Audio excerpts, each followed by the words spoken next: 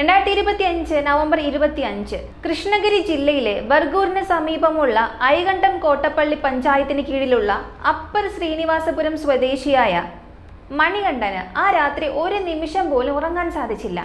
കാരണം തൻ്റെ അമ്മയെ കാണാനില്ല. സാധാരണയായി വൈകുന്നേരം 5 മണിയോടെ വീട്ടിലെത്തുന്ന അമ്മ ഇന്ന് രാത്രി 7 കഴിഞ്ഞിട്ടും വീട്ടിലെത്തിയില്ല.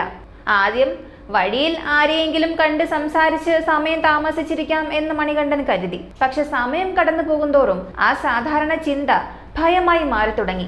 ശരി, ഫോൺ ചെയ്ത് നോക്കാം. പക്ഷെ ഫോൺ സ്വിച്ച് ഓഫ് ആയിരുന്നു. അതിനുശേഷം മണികണ്ഠൻ അമ്മയുമായി ജോലി ചെയ്യുന്നവരോട് അന്വേഷിക്കാൻ പുറപ്പെട്ടു. അവിടെ നിന്നുള്ള മറുപടി അവനെ ഞെട്ടിച്ചു. നിന്റെ അമ്മ കന്നുകാലികളെയും കൂട്ടി നേരത്തെ തന്നെ പോയല്ലോ. ഈ മറുപടി മണികണ്ഠന് വലിയ ആഘാതമായി. കാരണം അമ്മ പുറത്തൊന്നും ജോലിക്ക് പോകില്ല. ഗ്രാമത്തിലെ 100 ദിവസത്തെ തൊഴിലുറപ്പ് പദ്ധതിയിലായിരുന്നു അവർ ജോലി ചെയ്തിരുന്നത്. ജോലിക്ക് പോകുമ്പോൾ വീട്ടിലെ പശുക്കളെയും കൂട്ടിക്കൊണ്ടു പോകും. ജോലി കഴിഞ്ഞ് അടുത്തുള്ള കാട്ടിൽ പശുക്കളെ മേയ്ക്കുന്നതും പതിവായിരുന്നു. പക്ഷെ അന്ന് അമ്മയുമില്ല, പശുക്കളുമില്ല. ആദ്യം ഉണ്ടായിരുന്ന അസ്വസ്ഥതയും കോപവും ഇപ്പോൾ വലിയ ഭയമായി മാറി. അമ്മ ജോലി ചെയ്ത സ്ഥലത്ത് എന്തെങ്കിലും സംഭവിച്ചോ എന്ന് പരിശോധിക്കാൻ മണികണ്ഠൻ അവിടെ എത്തി. പക്ഷെ അവിടെ ആരും ഇല്ലായിരുന്നു. തുടർന്ന് പതിവായി പശുക്കളെ മേയ്ക്കുന്ന സ്ഥലത്തേക്ക് പോയി. അവിടെയും പശുക്കളുമില്ല, അമ്മയുമില്ല. ഇപ്പോൾ മണികണ്ഠന്റെ ഭയം പരമാവധി ഉയർന്നു. കാടിന്റെ കനത്ത ഇരുട്ടിൽ ബൈക്കിന്റെ ഹെഡ്ലൈറ്റും കയ്യിലെ മൊബൈൽ ടോർച്ചും മാത്രമായിരുന്നു അവന്റെ ഏക ആശ്രയം. ആ വെളിച്ചത്തിന്റെ സഹായത്തോടെ അവൻ മുഴുവൻ പ്രദേശവും തിരയാൻ തുടങ്ങി. അല്പസമയത്തിനുള്ളിൽ തന്നെ അവന്റെ ആ തിരച്ചിൽ ഫലം കണ്ടു. പക്ഷേ ആ വിജയം ആഘോഷിക്കാൻ മണികണ്ഠന് കഴിയാത്ത അവസ്ഥയായിരുന്നു. കാരണം കനത്ത കാടിനുള്ളിൽ രക്തക്കുളത്തിൽ കിടക്കുകയായിരുന്നു അവന്റെ അമ്മയായ ഗോവിന്ദമ്മാൾ. അതീവ ഭീതിയിലായ മണികണ്ഠൻ ഉടൻ തന്നെ നാട്ടുകാരെയും പോലീസിനെയും വിവരം അറിയിച്ചു. വിവരം ബർഗൂർ പോലീസ് സ്റ്റേഷനിലെത്തി. പോലീസ് സ്ഥലത്തെത്തി പരിശോധിച്ചപ്പോൾ മൃതദേഹത്തിന്റെ ചെവികൾ കീറിപ്പറിച്ച നിലയിലായിരുന്നു. അമ്മ ധരിച്ചിരുന്ന ജിമിക്കി, മാല, കൊലുസ് എല്ലാം മോഷണം പോയിട്ടുണ്ട്. കൂടാതെ ഗോവിന്ദമ്മാളിനെ ക്രൂരമായി ആക്രമിച്ചിരുന്നതായും വ്യക്തമായി. ഇതോടെ സംശയാസ്പദ മരണമായി കേസ് രജിസ്റ്റർ ചെയ്ത് പോലീസ് അന്വേഷണം ആരംഭിച്ചു. എന്നാൽ അന്വേഷണം മുന്നോട്ട് പോകുമ്പോൾ ഞെട്ടിക്കുന്ന വിവരങ്ങൾ ഒന്നൊന്നായി പുറത്തു വന്നു. കേസ് അവസാനിക്കാനിരിക്കെ അപ്രതീക്ഷിതമായ ഒരു ട്വിസ്റ്റ് ഈ ഒരു കൊലപാതകത്തെ പൂർണ്ണമായും വേറൊരു ദിശയിലേക്ക് തിരിച്ചു. ആ ട്വിസ്റ്റ് എന്തായിരുന്നു? ഈ കൊലപാതകം ചെയ്തത് ആരാണ്? ഇത് വെറും ആഭരണത്തിന് വേണ്ടി മാത്രമാണോ? അല്ലെങ്കിൽ ഇതിന് പിറകിൽ മറ്റെന്തെങ്കിലും രഹസ്യമുണ്ടോ? 2025 കൃഷ്ണഗിരി പ്രദേശത്തെ നടുക്കിയ ഈ ഒരു കേസിന്റെ ഞെട്ടിപ്പിക്കുന്ന വിവരങ്ങളാണ് നമ്മൾ അറിയാൻ പോകുന്നത്.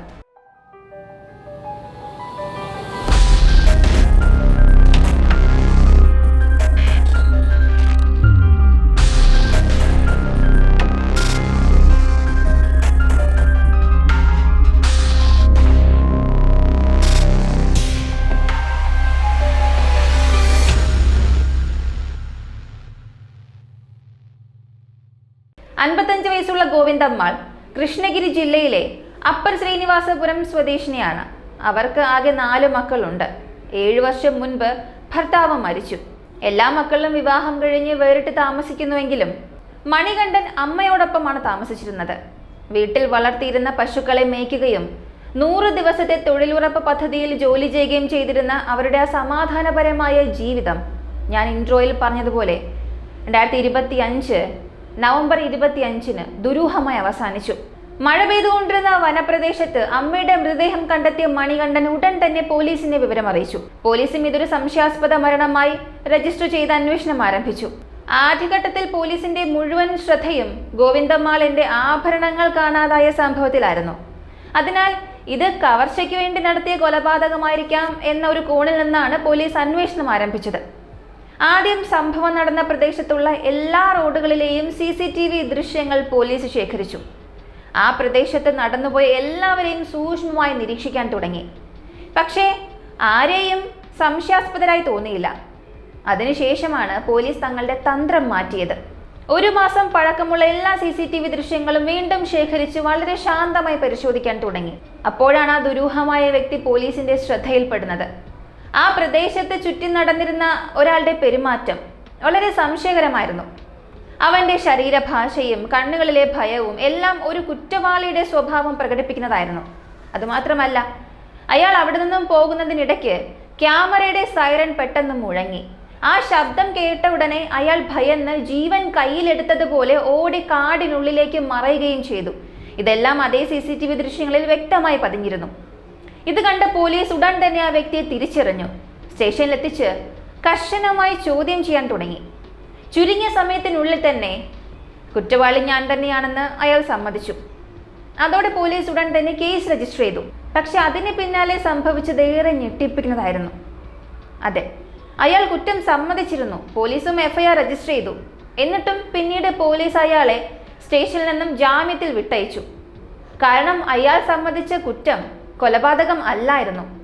ചോദ്യം ചെയ്യലിൽ അയാൾ പറഞ്ഞത് ആ പ്രദേശത്തുള്ള വൈദ്യുതി വയറുകൾ മോഷ്ടിച്ച് വിൽക്കുന്നതാണ് താൻ ചെയ്തിരുന്നത് എന്നാണ്. അപ്പോഴാണ് പോലീസിന് മനസ്സിലായത് ഈ കൊലപാതകവുമായി ഇയാൾക്ക് യാതൊരു ബന്ധവുമില്ല എന്ന്. അത്രേ ഉള്ളൂ.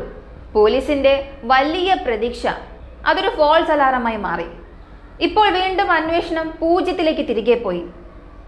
ഇതിനുശേഷം പോലീസിന്റെ മുഴുവൻ ശ്രദ്ധയും സംഭവം നടന്ന വനപ്രദേശത്തേക്ക്, ആ ദിവസം ഉണ്ടായിരുന്ന മൊബൈൽ ഫോൺ സിഗ്നലുകളിലേക്ക് തിരിഞ്ഞു. ആ വനപ്രദേശത്ത് അന്ന് ആരൊക്കെ ഉണ്ടായിരുന്നുവെന്ന് കണ്ടെത്താൻ ആ പ്രദേശത്ത് ആക്റ്റീവായിരുന്ന എല്ലാ മൊബൈൽ നമ്പറുകളും പോലീസ് കർശന നിരീക്ഷണത്തിലാക്കി.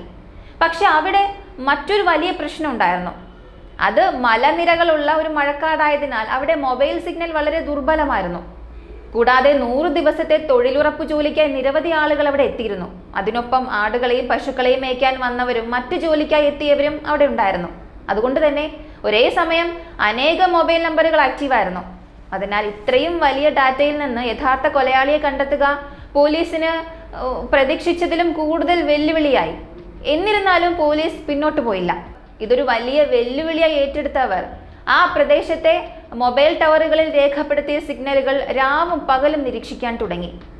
ഗോവിന്ദമ്മാളിന്റെ ആഭരണങ്ങൾ കാണാതായതിനാൽ ഇത് ആഭരണത്തിനായി നടത്തിയ കൊലപാതകമാണ് എന്ന ചിന്തയിലാണ് പോലീസ് ഇപ്പോഴും അന്വേഷണം കൊണ്ടുപോകുന്നത്. അതിനിടെ സംഭവം നടന്ന സ്ഥലത്തിന് വളരെ അടുത്തായി ആക്റ്റീവായിരുന്ന 3 മൊബൈൽ നമ്പറുകളെ പോലീസ് തിരിച്ചറിഞ്ഞു. ആ നമ്പറുകളുടെ ഉടമകളെ കണ്ടെത്തിയതോടെ പോലീസിന് മറ്റൊരു ഞെട്ടലായിരുന്നു കാത്തിരുന്നത്. ആ 3 പേരിൽ 2 പേർക്ക് 64ഉം 65 വയസ്സായിരുന്നു. ഇത്ര പ്രായമായ ആളുകൾക്ക് ആഭരണത്തിനായി ഇത്ര ക്രൂരമായി കൊലപാതകം നടത്താനാകുമോ എന്ന സംശയം പോലീസിനുണ്ടായി. എന്നാൽ 3ാമത്തെ ആ നമ്പറിന്റെ ഉടമയ്ക്ക് വെറും 44 വയസ്സായിരുന്നു. ഇതോടെ പോലീസിന്റെ സംശയം ഈ 3 പേരും തമ്മിലുള്ള ബന്ധത്തിലേക്ക് തിരിഞ്ഞു. അവിടെയാണ് ഈ കേസിന്റെ മുഴുവൻ കഥയും മറ്റൊരു വഴിയിലേക്ക് തിരിയാൻ പോകുന്നത്. ഈ 3 മൊബൈൽ നമ്പറുകളുടെ ഉടമകൾ 44 വയസ്സുള്ള ശക്തിവേൽ, 64 വയസ്സുള്ള ഗോവിന്ദരാജ്, 65 വയസ്സുള്ള വെങ്കട്രാമൻ. ഈ 3 പേരും ഗോവിന്ദമ്മാളിന്റെ ബന്ധുക്കളായിരുന്നു. അതുമാത്രമല്ല, കൊല്ലപ്പെട്ട ഗോവിന്ദമ്മാളിന്റെ ഭർത്താവിന്റെ ബന്ധുക്കളുമായിരുന്നു ഇവർ. ഇത് പോലീസിന്റെ അന്വേഷണത്തിൽ വലിയ ഞെട്ടലായി മാറി. ഇപ്പോൾ പോലീസിന് വ്യക്തമായി ഇത് വെറും ആഭരണത്തിന് വേണ്ടിയുള്ള കൊലപാതകം അല്ല. ഈ നിഗമനത്തിലെത്തിയ പോലീസ് ആ 3 പേരെയും കർശനമായ അന്വേഷണത്തിനകത്തേക്ക് കൊണ്ടുവന്നു. അപ്പോഴാണ് ഈ കൊലപാതകത്തിന് പിന്നിൽ യഥാർത്ഥ കാരണവും സംഭവിച്ചതെങ്ങനെയാണെന്നും പുറത്തു വരാൻ തുടങ്ങിയത്. പോലീസിന് ലഭിച്ച വിവരങ്ങൾ ഇങ്ങനെയായിരുന്നു. 7 വർഷങ്ങൾക്ക് മുൻപാണ് ഗോവിന്ദമ്മാളിന്റെ ഭർത്താവ് മുരുകൻ മരിച്ചത്. അദ്ദേഹം മരിക്കുന്നതിന് മുൻപ് 57 സെന്റ് ഭൂമി വാങ്ങുന്നതിനായി ഒരാളുമായി കരാർ ഒപ്പുവെച്ച് പണവും നൽകിയിരുന്നു. പക്ഷേ പണം വാങ്ങിയ ആ വ്യക്തി പിന്നീട് ഭൂമി രജിസ്റ്റർ ചെയ്ത് നൽകുന്നതിന് മുൻപ് തന്നെ മുരുകൻ മരിച്ചു.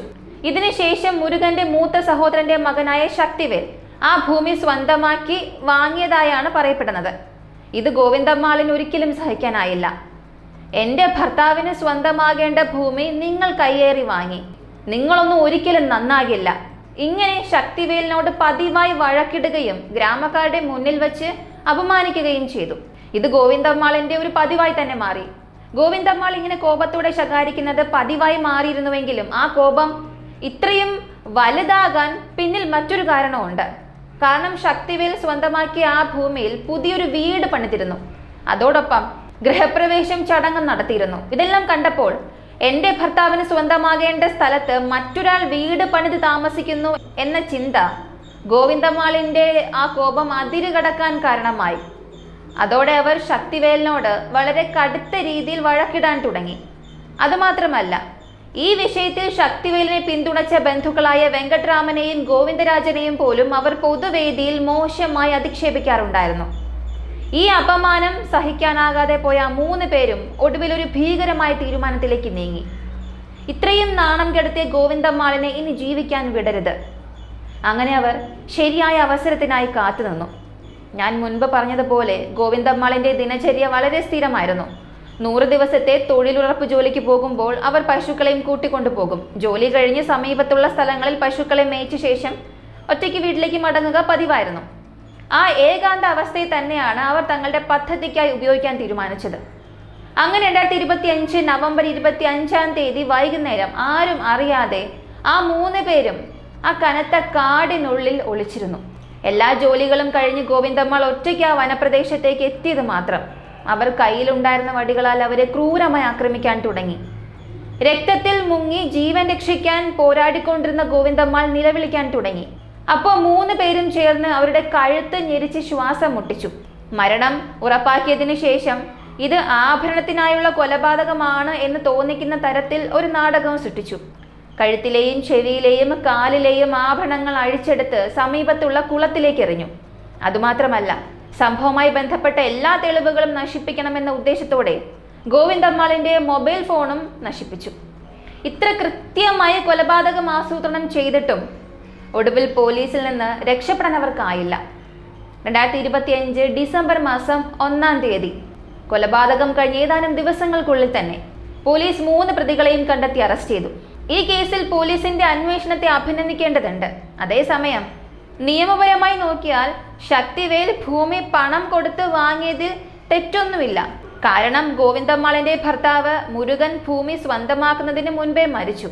അതിനാൽ നിയമപരമായി ശരിയായിരുന്ന ഒരു കാര്യത്തെ ഗോവിന്ദമ്മാൾ കയ്യേറ്റം എന്ന് തെറ്റിദ്ധരിക്കുകയായിരുന്നു. ആ തെറ്റായ കോപവും വിരോധവുമാണ് അവരെ നിയന്ത്രണം വിട്ട് സംസാരിക്കാൻ പ്രേരിപ്പിച്ചത്. പക്ഷെ എന്ത് പ്രശ്നമുണ്ടായാലും മറ്റൊരാളെ അപമാനിച്ച് സംസാരിക്കുന്നത് ചിലരെ അതിരുകടക്കാൻ പ്രേരിപ്പിക്കും. അതിന്റെ അവസാന ഫലം കൊലപാതകമാകാനും സാധ്യതയുണ്ട്. ഗോവിന്ദമ്മാളിന്റെ ഈ കേസ് ഇതിന്റെ ഒരു ഭീകര ഉദാഹരണമാണ്. അവസാനം ഗോവിന്ദമ്മാളിനൊപ്പം ആഭരണങ്ങളും ഇല്ലാതായി, ഭൂമിയും ഇല്ലാതായി, അവരുടെ ജീവിതം അവസാനിച്ചു. പക്ഷെ ഇതെല്ലാം ആരംഭിച്ചത് കോപത്തിൽ പറഞ്ഞ ചില വാക്കുകളിൽ നിന്നായിരുന്നു. നമ്മൾ കോപത്തിൽ പറയുന്ന ഓരോ വാക്കും മറുവശത്തുള്ളവരുടെ ഹൃദയത്തിൽ കുന്തം പോലെ കുത്തി നിൽക്കും. ആ ഒരൊറ്റ അപമാനമാണ് ആ 3 പേരെയും കൊലയാളികളാക്കി മാറ്റിയത്. അതുമാത്രമല്ല, പ്രതികാരം വേണം എന്ന് കരുതിയ 3 പേരും ഒരു നിമിഷത്തെ കോപത്തിൽ ഗോവിന്ദമ്മാളിനെ കൊലപ്പെടുത്തി. ഇപ്പോൾ അവർ സ്വന്തം കുടുംബ അംഗങ്ങളുടെ ജീവിതം നശിപ്പിച്ച് ശേഷിക്കുന്ന കാലം മുഴുവനും ജയിലിനകത്ത് കഴിയേണ്ട അവസ്ഥയിലായി. ഇതിൽ ആർക്കും ജയവുമില്ല, സമാധാനവുമില്ല. അപ്പോൾ ഈ കേസിൽ നിന്നും നമ്മൾ എന്താണ് പഠിക്കേണ്ടത്? ഒരു പാഠം മാത്രം: കോപത്തെ നിയന്ത്രിക്കാൻ പഠിക്കണം. കോപത്തിൽ ഉപയോഗിക്കുന്ന വാക്കുകളും ആയുധങ്ങളും നമ്മുടെ ജീവിതത്തെയും മറ്റുള്ളവരുടെ ജീവിതത്തെയും ഇരുണ്ടതാക്കി മാറ്റും. ഇതുവരെയും നിങ്ങൾ വീഡിയോ കണ്ട് ഇപ്പോഴും ലൈക്ക് ചെയ്തിട്ടില്ല എന്നുണ്ടെങ്കിൽ ദയവ് ചെയ്ത് ഇപ്പൊ തന്നെ ഒരു ലൈക്ക് ചെയ്യുക. നിങ്ങളുടെ ചെറിയ ലൈക്ക് എനിക്ക് വലിയൊരു പ്രചോദനമാണ്. ഈ കേസിനെ കുറിച്ച് നിങ്ങൾ എന്താണ് കരുതുന്നത്? ഈ ലോകത്ത് നടക്കുന്ന പല കുറ്റകൃത്യങ്ങളും ഒരു നിമിഷത്തെ ദേഷ്യത്തിൽ നിന്നാണ് ഉണ്ടാകുന്നത്. റോഡിലൂടെ പോകുമ്പോൾ ആരെങ്കിലും ഓവർടേക്ക് ചെയ്താലോ, എതിർദിശയിൽ നിന്ന് വന്ന് ഇടിക്കുന്നത് പോലെ വന്നാലോ, അങ്ങനെ ആയാൽ പോലും അത് അവഗണിച്ച് മുന്നോട്ട് പോകാൻ നമ്മൾ പഠിക്കണം. അവിടെ കോപം പിടിച്ച് സ്റ്റിയറിംഗിൽ നമ്മുടെ രോക്ഷം പ്രകടിപ്പിച്ചാൽ അത് നമ്മുടെയും മറുവശത്ത് വരുന്നവരുടെയും ജീവൻ അപകടത്തിലാക്കും. ഇതൊരു ഉദാഹരണത്തിന് വേണ്ടി മാത്രമാണ് ഞാൻ പറഞ്ഞത്. അതിനാൽ പല സാഹചര്യങ്ങളിലും നമ്മുടെ കോപത്തെ ഒഴിവാക്കാൻ പഠിക്കുന്നത് വളരെ നല്ലതാണ്. കോപം വരുമ്പോൾ അതിനെ നിയന്ത്രിച്ച് ചില കാര്യങ്ങളെ അവഗണിച്ച് മുന്നോട്ട് പോകാൻ നമ്മൾ പഠിക്കണം. ഈ കേസിനെ കുറിച്ചുള്ള നിങ്ങളുടെ അഭിപ്രായം എന്താണെന്നുള്ളത് കമന്റിൽ പറയുക. ഇങ്ങനെയുള്ള വളരെ വ്യത്യസ്തമായ കേസുകളെ കുറിച്ച് അറിയാൻ താല്പര്യമുള്ളവരാണ് നിങ്ങളെങ്കിൽ ഇപ്പൊ തന്നെ നിങ്ങൾക്ക് ഈ ചാനൽ സബ്സ്ക്രൈബ് ചെയ്യാം. മറ്റൊരു വീഡിയോയുമായി വീണ്ടും കാണാം.